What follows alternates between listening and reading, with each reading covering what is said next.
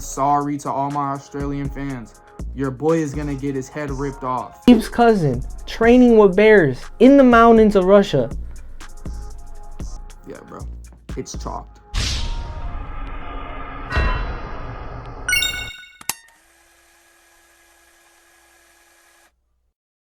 And what is up, MMA amateurs? We are back with another video, and if you read the title, you know we're going to be getting into UFC 284 top picks / parlays. Let's go. Before I get into this video and to our winners for UFC 284, man, drop a like for us. Keep showing love to our channel. We've been getting a lot of love and support recently, and I can't say how much I thank you guys. Names like Justin Tafa, Randy Brown, Islam Makhachev, Alexander Volkanovski, Josh Emmett, the list keeps going on. A card like this can 100% top UFC 283. Jumping into our picks, we're going to be going from the Coco main event all the way up to the top. And jumping into our first fight, we got Jack Della Maddalena. I don't think that's how you say his name, but it don't matter because this dude can scrap. Taking on a super tall, lengthy welterweight, Randy Brown. At this fight from the outside, we got one person who is way taller than Jack, but Jack is on a 3-fight win streak. Randy Brown's coming off a crazy win over Chaos Williams, and honestly, this fight is going to be really good, guys. My brother's a big fan of Jack just because he's really good at the boxing, especially switching it up and hitting the body, keeping his length. But trying to keep your length against a guy who has a probably well over 70-something inch reach span, it's going to be very hard for him. If Jack is able to close the distance and work the body and switch levels, he may be able to win this fight by finish or decision. You know, Jack, although he's on a 3-fight win streak, man, dude, Randy Brown is good. Randy Brown has been someone who's been through the mud, fought super tough opponents, ranked guys, strong guys, knockout power guys, and he's been able to weather all these storms and win. So I'm gonna have to give it to Randy Brown either by TKO or by decision win. Jumping into the co-main event, we got Yair Rodriguez taking on Josh Emmett. Honestly, I'm scared for my boy Yair. I'm Mexican. I got mad love for him, but Josh Emmett throws bombs. Bam, bop, bada bop, boom, pow. Watch that Ricardo Lamas fight. Watch that Michael Johnson fight. You'll see exactly what I'm talking about. Guy like Yair, someone who is known for his striking, someone who likes to get up there and strike, I'm just scared for him. The thing is, man, Josh Emmett is old, bro. He's up there in his mid-30s, and Yair's a young guy who's very hungry, and I just think that Yair's going to want it more and be able to find those holes in Josh Emmett. I'm going to have to go Yair Rodriguez either by finish or decision win. Jumping into the main event, Islam Makhachev taking on Alexander Volkanovski. What a fight. Nice. Definitely a great matchup when they announced it, but the more I think of it and the more I look back on these people's fights, Volk has no chance. Love the pound for pound king, bro. I think he's a great fighter. I think he's a dominant fighter against featherweights, but no way, bro. I am sorry to all my Australian fans. Your boy is gonna get his head ripped off. Hear me out though. The reason I say this is, take it like this.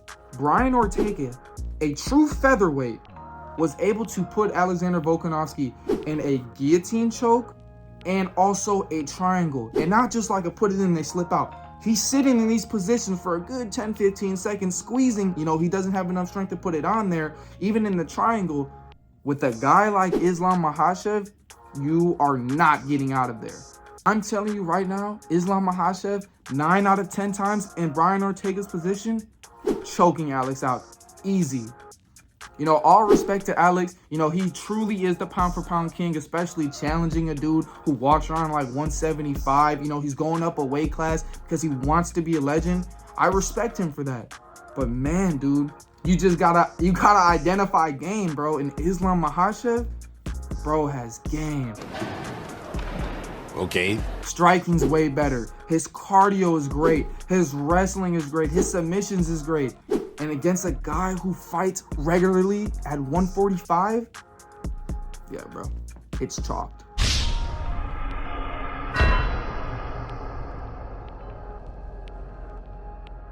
And And anybody who talking about, bro, Volk played rugby at 175 and this and that. I just watched the UFC countdown. He has more highlights of him playing rugby than him finishing people.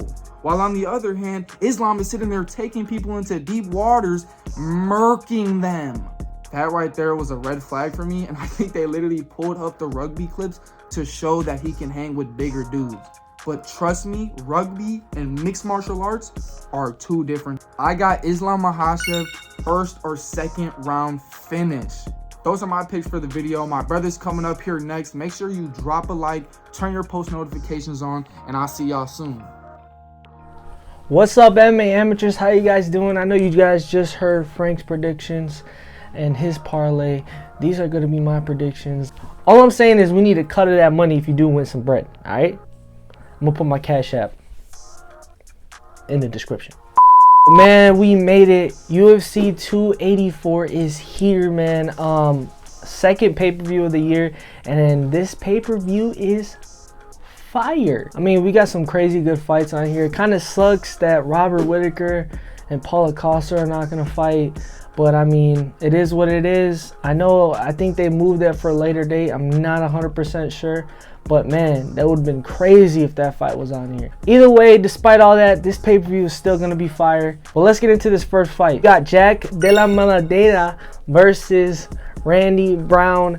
But man, this fight is going to be a crazy one. As Frank said, Jack is my guy. I'm not gonna lie, his technique and boxing looks so clean. I mean, bro, this man looks like a boxer.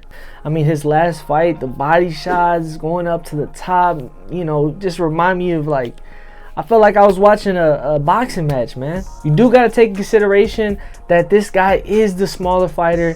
Jack is 5'9". Randy Brown's on the taller end, 6'2". So, I mean, this is going to be difficult for him to, you know, close the distance. Him having a longer reach. I agree with Frank on that, man. But I'm not going to lie. I would not be surprised if Jack tries to wrestle him, out-wrestle him, get him to the ground, get some ground and pound in there. And I do see him winning, man. And Randy Brown is coming off that crazy win against Chaos Williams, which, I mean, that fight was good. I do feel like Jack's going to get it done via decision. Notice I'm not saying his last name because I don't know how to say it that well either. Okay. Moving on to the co-main event. We got Yair Rodriguez versus Josh Emmett. Josh Emmett is a dangerous, powerful, stocky, short fighter.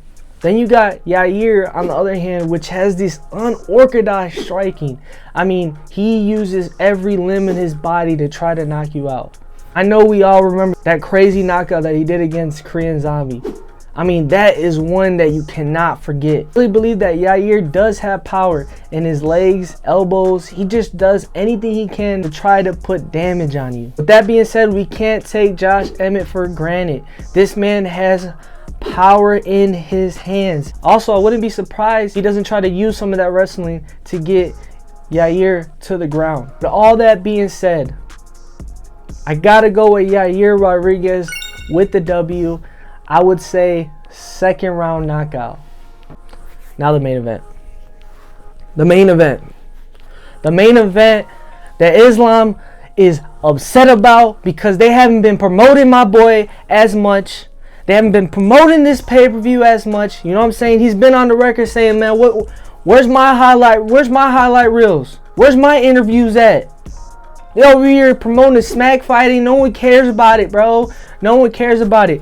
This is the fight to make. He is going for the pound for pound #1 spot. And they're not giving him the promotion that he needs. Where you at, Dana White? But where you at?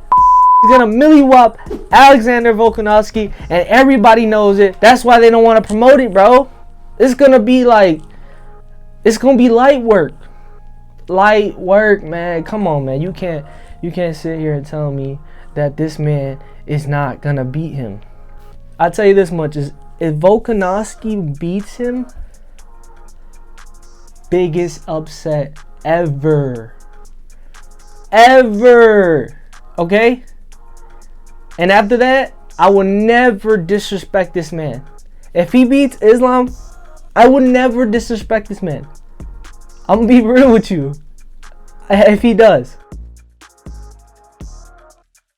But I do not see him winning. I can't even think of a scenario where this man can beat him. We're talking about Islam, Khabib's cousin, training with bears in the mountains of Russia. No. I'm sorry, bro. No.